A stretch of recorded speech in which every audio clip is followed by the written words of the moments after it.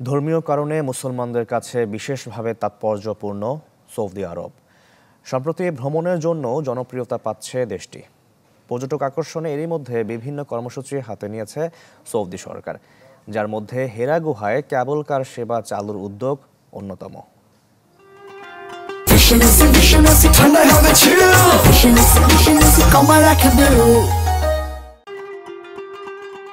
মক্কার হেরা গুহা, এখানেই নাজিল হয়েছিল পবিত্র কুরআন। এতে মুসলিম বিশ্বে আলাদা তাৎপর্য রয়েছে স্থানটির।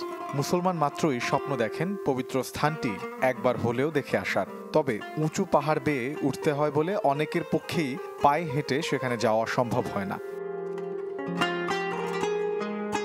এই বিষয়টি মাথায় রেখেই হেরা গুহা নিয়ে নতুন পরিকল্পনা করেছে সৌদি সরকার।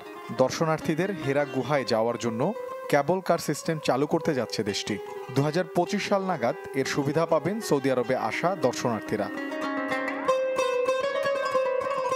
এছাড়া হেরা গুহার জায়গাটিকে ঘিরে সাংস্কৃতিক বিভাগ হিসেবে গড়ে তোলার পরিকল্পনাও আছে সৌদি আরবের। কেবল কার সিস্টেম তৈরির বিষয়টি এই পরিকল্পনারই অংশ।